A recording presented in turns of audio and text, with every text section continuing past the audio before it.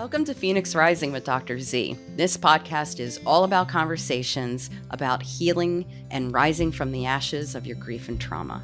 I'm your host, Dr. Christina Zampatella. It is my sincere hope that this podcast is going to give you the words and the understanding to help you heal through your grief and trauma. Welcome to Phoenix Rising with Dr. Z. I am Dr. Christina Zampatella, and we are going to be talking about the loss of a grandparent and systems of grandparents as well. And today we have Marcus Scarfo with us. He's been with us multiple times. You probably saw him on other videos or you've listened to him on other podcasts within Phoenix Rising. But today, I'm going to let Marcus introduce himself. He's going to talk a little bit about his role over at the Center for Grief and Trauma Therapy and also talk about your background. Sure. And then we're going to really focus more today on the personal experience of having lost a grandparent and then losing the grandparent subsystem, which we'll put that less clinical as we're moving along today. And then probably weave in some clinical stuff because you're not going to stick two therapists in a room and not talk about clinical shit. It's just going to happen. You're right. Absolutely. So welcome, Marcus. Thank you. Yeah, it's good to be back in a new setting today. Yeah. Fancy, yeah, right? I like it. It's very cozy. I like it better than the like stuffy kind of feel that was, it was like, very, but yeah. Now we're just chilling. That's nice. Yeah, we're chilling. Yeah. So I'm Marcus Scarfo. I'm the Vice President of the Center for Grief and Trauma Therapy. I'm a licensed professional counselor of mental health, a provisional registered art therapist, and certified in thanatology. That's all my currently alphabet soup behind my name. I work primarily with adults. I do still have 2 adolescents on my caseload at the moment, but I primarily work with adults and from young adulthood through older adulthood. I use both talk therapy and art therapy. I'm also trained in EMDR for clients where that's appropriate if we're working through some trauma.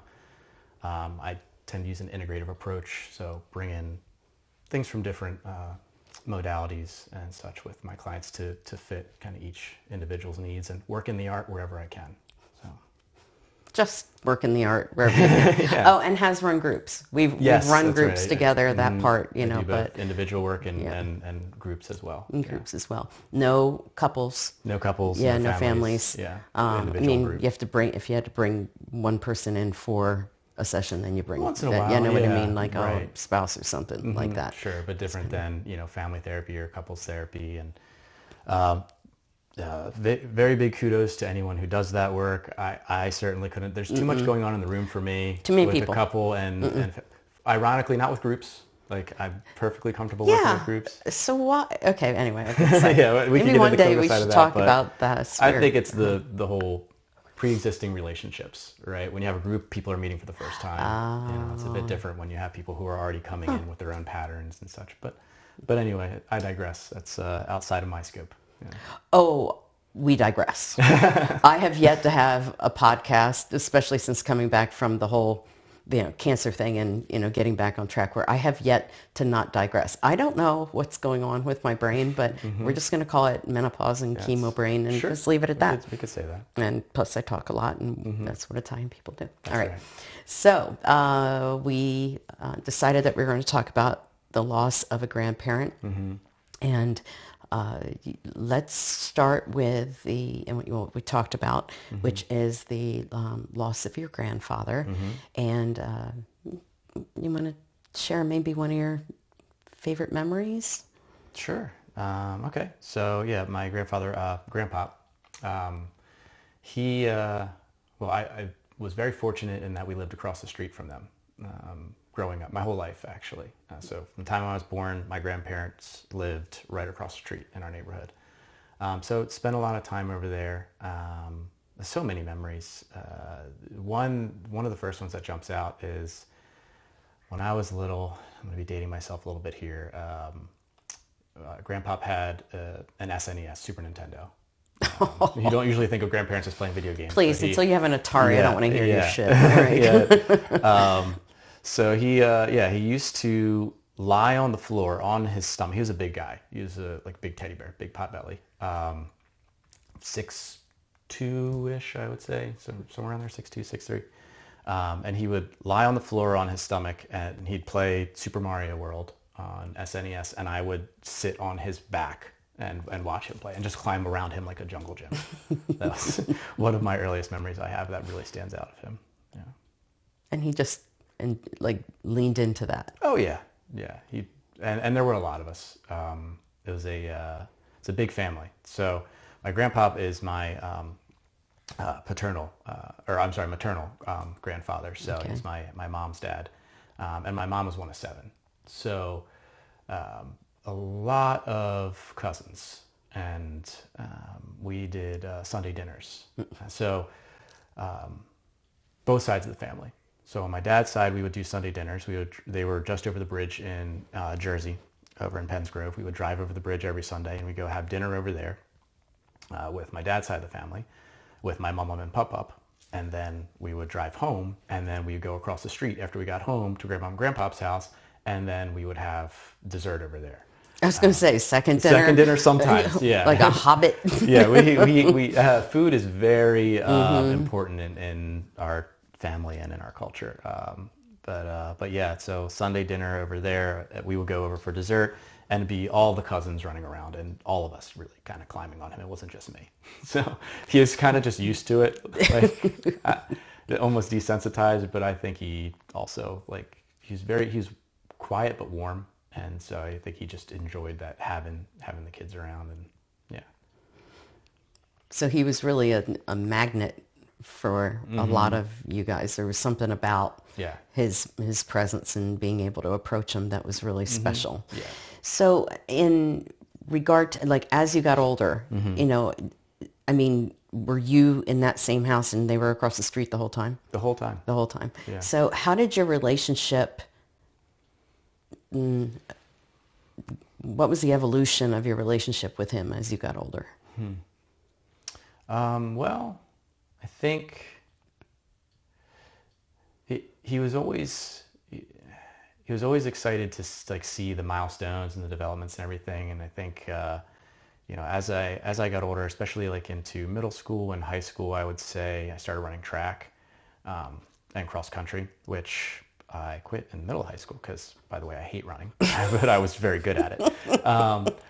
Grandpa was a really good runner in high school and college, a long distance runner. And so we connected on level, talking about just commiserating about some of the torture of training. And also he was a storyteller. So he would tell a lot of stories of his days when he was, running track and cross country and such. And so, some of the sports stuff we connected on. And then, graduating high school, graduating college, going into grad school, he was very, he was a man of few words if he wasn't telling a story. But I could tell that he was proud of me, and there was a lot of the, I don't know, it's just, I think that the relationship changing as he was watching me grow into a young man, and then, a man kind of starting career and a family and all that. So he was able to kind of adjust throughout time about where you were and his relationship. It sounds like his relationship went from being your jungle gym to being a confidant. Yeah. Yeah, confidant in some ways, but also having this kind of, would you say he was kind of like the holder of the history of your family in some ways? Like a maybe connection? some stories of the family here and there. A lot of his stories were that he would tell were from his days either running or in the military. He was a Marine as well. Oh, okay.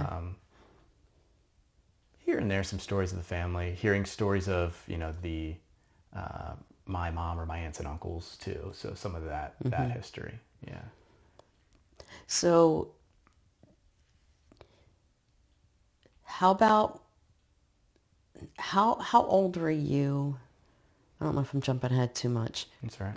But how old were you when, did he have a decline in his health?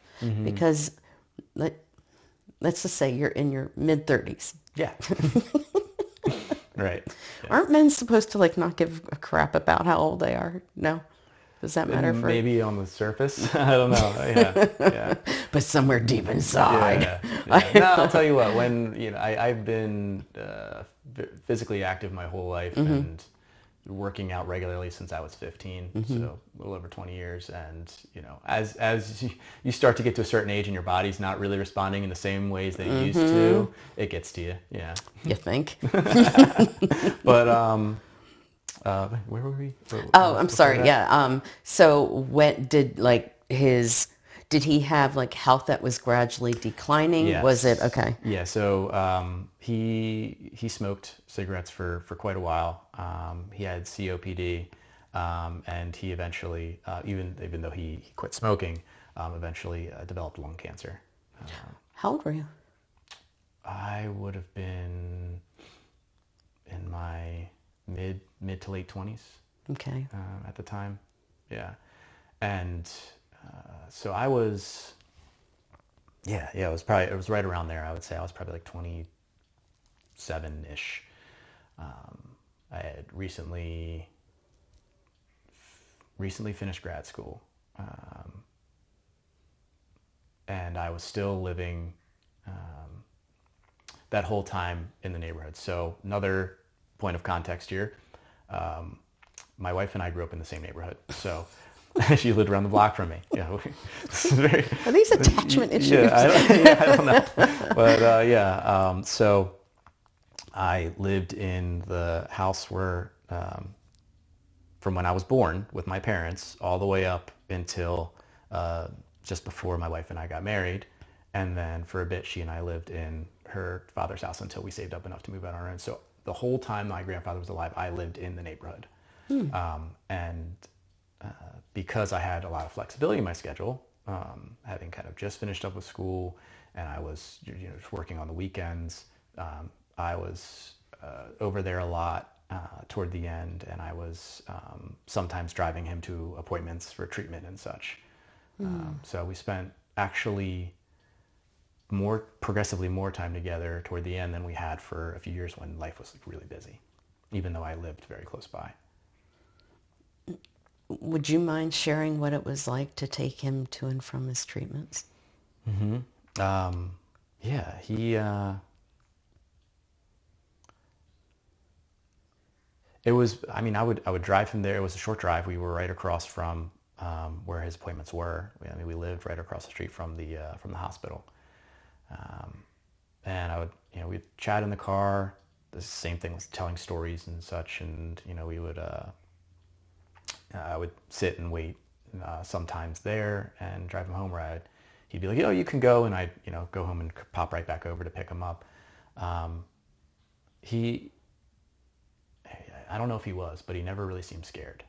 It was just kind of like, oh, this is what I got to do. He's very matter of fact. Yeah. It's just interesting. He had just a calmness about him. Like, I can't imagine being that calm in that kind of a scenario, but I think he was at a different point in his life. Things I'm sure change as you get up in age, but he was kind of like, well, it seemed to me that he was living that like every day's a gift. If I can do this treatment, I can live longer and I can be with my family longer. This is what I'm going to go do. And it ran him down. But he was a trooper. I mean, he was a Marine, so he had kind of a stoicism to him, but it wasn't like cold or harsh. He was just calm, and some of it was matter of fact. And he had specialists for everything at this point in his life. And my mom said that he would joke, like, if something went well, he'd be like, well, there's one less wolf. He used to say, it feels like there's just a pack of wolves chasing me because of all these health problems. And like when something would go away, he'd be like, oh, well, there's one less wolf. So he, we got to spend a bit more time together there toward the end. He got better for a while. I got to see him ring the bell. He hit the 5-year mark. Yeah. For those of you who aren't familiar with this, and that's something that I learned along the way and continue to look forward to. When you have cancer, if you go into remission, When you've hit that 5-year mark, you ring the bell, and it's like a big deal. And you ring the bell at the hospital, and everybody's like cheering you on. So how old is he at this point? He was, I can't remember, maybe 80, was he 83, the early 80s. Okay. Yeah. So he rings the bell. Yeah. Now, may I ask what kind of cancer treatments he was having? Like, was it radiation, Chemo and radiation. So you watched him go through the chemo process. In the chemo process, was there a change in his physical appearance? Yeah, he lost weight. Was kind of more gaunt, and it made him physically weaker too. It's more less strength to kind of get up and move around. He was using a walker that you could kind of like turn around and like sit on at times. He didn't really lose all of his hair. Some of it thinned out, but yeah. Didn't use all of Yeah. it.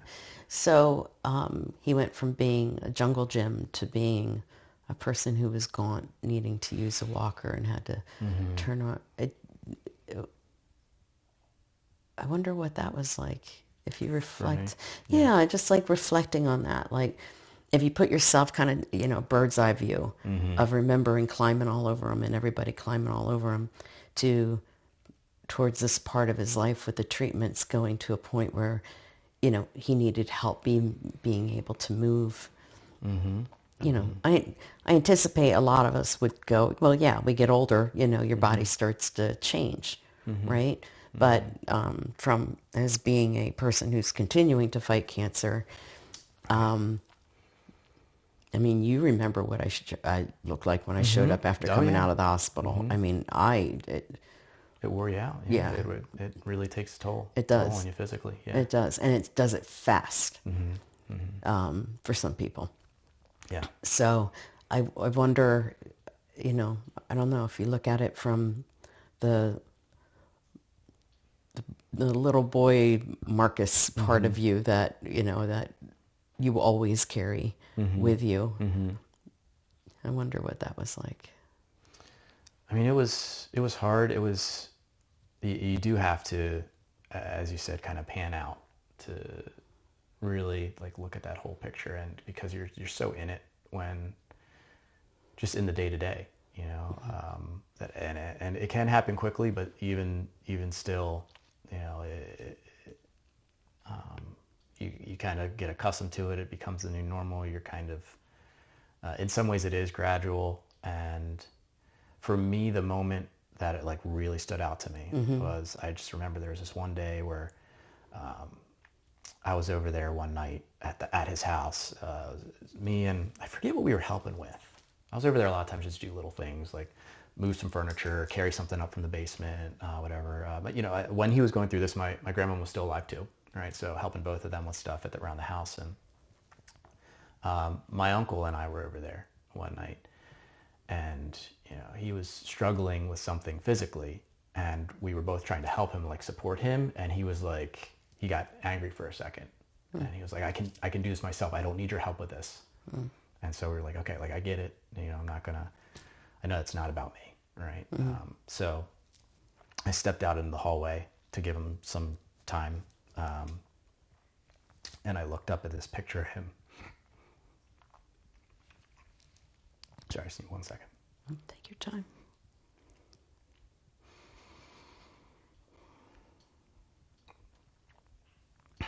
Okay, so I looked up at a picture of him from the Marines. And recognizing that contrast really hit me hard in that moment. What's coming up for you right now?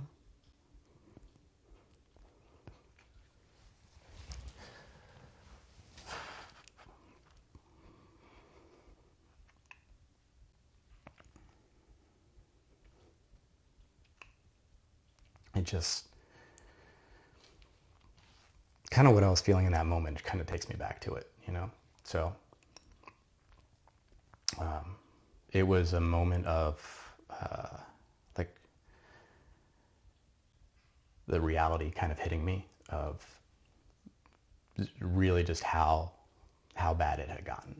you know, and the decline of his health, because I was, like I said, I was kind of in it so much from day to day. I saw him all the time, you know, and so that was like, you know, seeing this picture when he, like this proud, you know, picture of him from when he was pretty young. I don't know if it was when he first joined the Marines or if it was a little bit into it, but he was probably, it was like early 20s or something. Strong man, you know, like I said, over 6 foot, and you know, in his uniform and everything. So yeah, and then he was very proud of that. And so they had some stuff up in the hallway, and they had a room that had a lot of, you know, memorabilia and such. So yeah, that moment of seeing that was just kind of this moment of clarity or recognition of that reality kind of really setting in. Yeah. Yeah. It must have been really a painful moment for you. I can see it brought up a lot of emotion for you. And not so far away from what your age was at the time either. Yeah, true. Yeah, I was at that time, in my late 20s. So yeah. So he rings the bell, and then what happens? Things were good for a while. I don't remember how long it was quite, but it did come back, and you know, the second time it's kind of progressed more quickly, and it was 2019 was when he died in his home. So I know he had an aneurysm as well. He went in the hospital for a bit for an aneurysm. When he came out, kind of things can decline pretty quickly from there. But I can't remember exactly how long it was that he was in remission. The timeline's a little fuzzy for me. Yeah. So he died in his home. Was that his wish to die in his home? Do you know? You know, I don't, but I think it was. That was obviously a hard day. Yeah. Were you there? I was. I was not there when it happened. I tried to get there.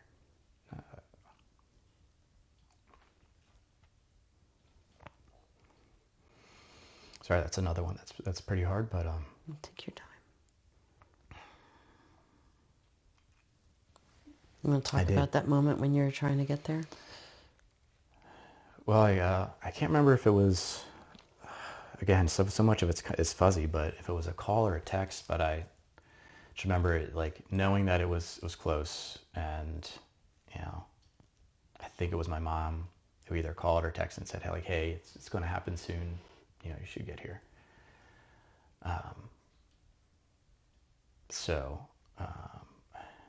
And I can't remember, I don't know if I was at work or if I was, like, out somewhere.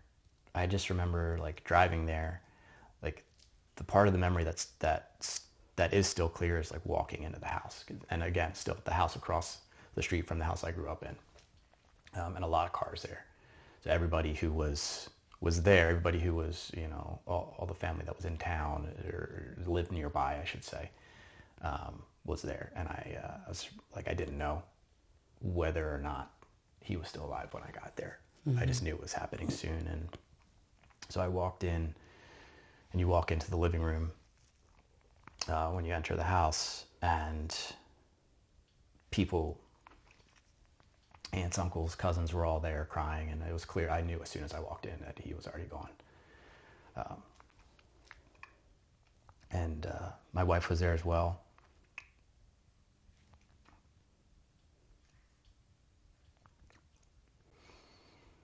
And so I walked upstairs, and he was in one of the bedrooms up there with my grandma, and she was there embracing him, kind of stroking his hair.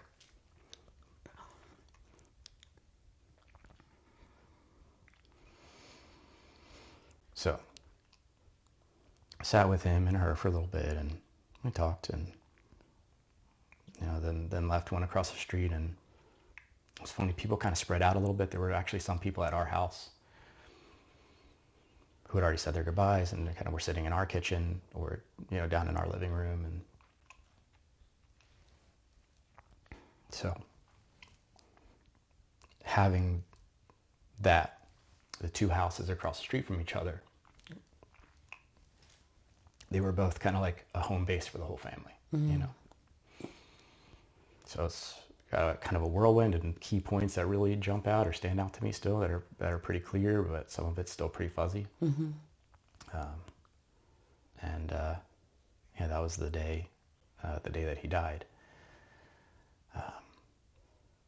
Yeah, like there are a handful of kind of moments from right around that time that stand out to me. Right, there's the day he died. There's the funeral. Walking into the church with the whole family, and also like another, already knew this, but another reality hitting me was like how big our family is.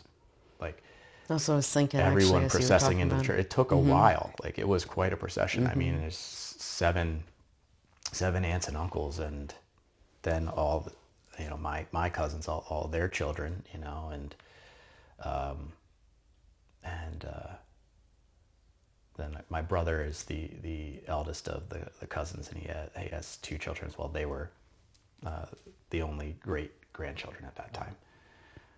But so many of us, like I don't know, over 40 people walking into Wow. this. Yeah. So kind of recognizing like, wow, like what a legacy, like a very Sounds like that was really important to you. Yeah. Knowing that there was a form of legacy, being able to look back and see the family and how they were able to really, I don't know if manifest is a weird word, but really be able to create just this amazing group, because not everybody has that, right? Not everybody has that as an opportunity. No, I mean, I really consider myself very fortunate to have that large family. Yeah. Yeah. And the closeness, And you were, okay, so you were working, were you at IPG at that point? Yeah, so this was, I had just started. So that had to be that was the beginning of 2019. It was, Because you had just, whenever you graduated. It was February. It was late February? of 2019, and I had started with Integrative Psychology Group like February, like early, like February 11th or something like that. It's like early February. Wow. So. And so Integrative, for those of you who are watching this, Integrative Psychology Group was another group practice that I co-owned. And there's a story, we won't go there. I don't want to lose our kind of track. Sure. But how I met Marcus was rather interesting, and how I ended up working for the center, and then how when I started the Center for Grief and Trauma Therapy, I poached them from my whole other company. So there was that. So when you found yourself, you were working, and here you. So when did he pass? Do you know when? February 26, 20 something. So you were literally February. 2 weeks into the center. I just started. Because I don't even remember this happening. Okay. Yeah. I don't remember you disclosing it. I'm sure that you did. I did. Yeah. So it might have. Was I an asshole about it? Like, did I handle it right? It may have been. It may have been then that I was at work that day, and I left work as soon as I heard the news. That might have been where I was driving from then, if it was that time. So did you find that I mean, here you are, you're a therapist, and I want to go back to the family and what it was like afterwards, but here you are as a therapist. Grief is associated with every single person that walks in the door, right? One way or another. And did you take time off of work? I feel like I should know this. I feel bad, but that's okay. Yeah, that was 6 years ago. I did. I don't remember how much time I took, but I did take some time that week. And then you had to come. I hate having I just feel like we really screw up stuff in our culture in regard to giving enough time for people to, even for the reality of everything, just kick in, you know, in a lot of cases. Because even when somebody's ill, there's this, that's the anticipatory grieving process. Right. And then when you lose the person, then there's a whole different kind of grief that ends up kicking in. And might it provide, some opportunity for a soft landing? For some people it does, but not for everybody. So anyway, I just want to recognize the fact that you came back to work, Right. having to help other people, and here you are sitting with your own grief, Yeah. maybe not even have gotten through the entire post-death rituals that occur. Right. Right. Oh my God. So how did your life change after your grandfather died? Well, yeah. Grandmom was still there, still alive at this time. Still living in that house. Still spending time over there helping out, just like I did, but it's weird without him there,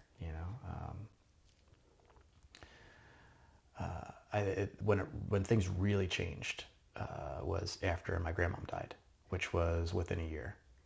So Grandpop died in February of 2019, and Grandmom died in December of 2019. Wow. Yeah, his was more expected, hers was less so. How did she pass? Complications following surgery.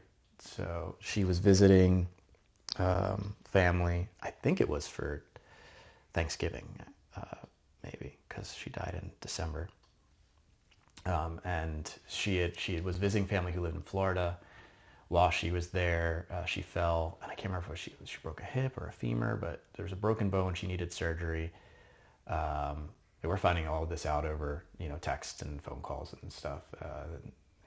That grandmom fell, she had a break, she's going to have surgery to repair that, and then afterwards there are cardiac complications and stuff from surgery. Her body just couldn't handle it, and she declined pretty quickly, and she died there in Florida in the hospital. A whole different experience, not being able to be there, Right. everything. So your life changed in regard to I'm kind of yanking you back to that That's question. all right. The question is, the answer to that question is the family dynamic shifted afterwards. In what way? So I think something that is unique about a loss of a grandparent is that, or grandparents, and I see this also with some of my clients, whether it's grandparents or middle-aged adults or older, who are losing their parents, that they're the oldest surviving generation when they die. And so when grandmom died, so that's now the eldest generation is my parents' generation. And my cousins are now all young adults. Everyone's going out and getting married and having kids and starting their lives, and that becomes their focus. And growing up,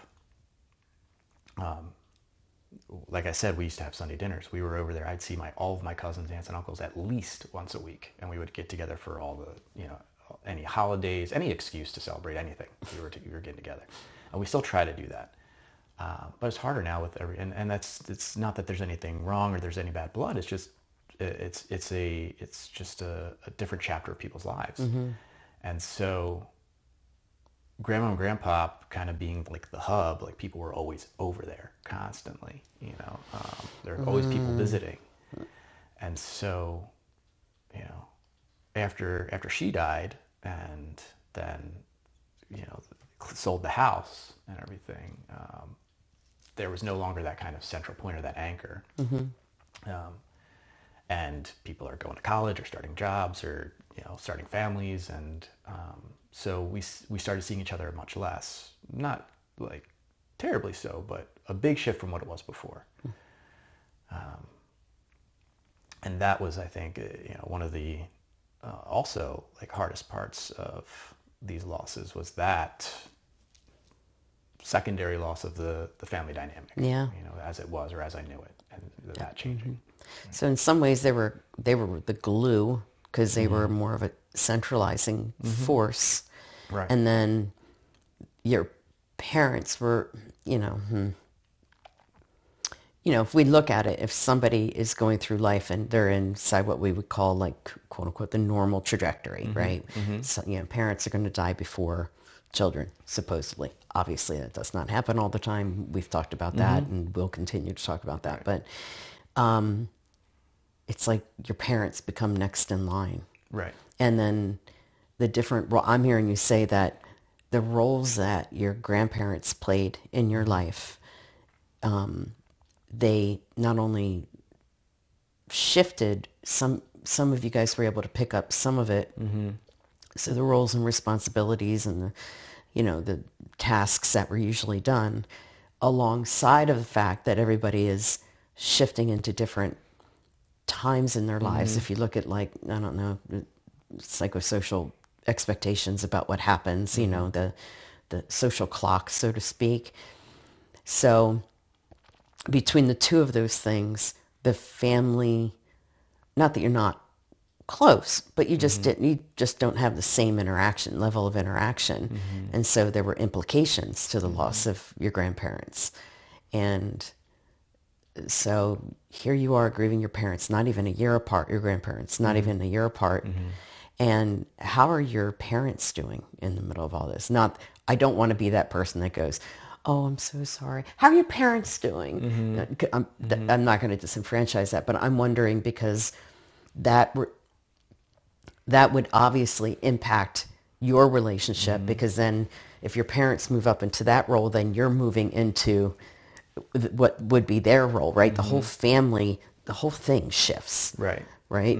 So how are your parents handling this, and how is that impacting your family? Yeah. I mean, I would say my mom is someone who, when there's a loss or adversity of some kind, just kind of continues to focus on and do what needs to be done to make sure, like, everyone's okay.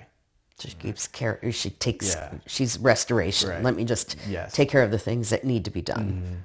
Keep the pieces together and things running. Right. And that's her way of grieving. Right. And what? Yeah. And I haven't seen it, but from what I hear from my dad is, she's with the emotional side of it. It's a bit more private, but she does. She doesn't show that to you. She doesn't neglect that, but she's very she's like the rock of our family.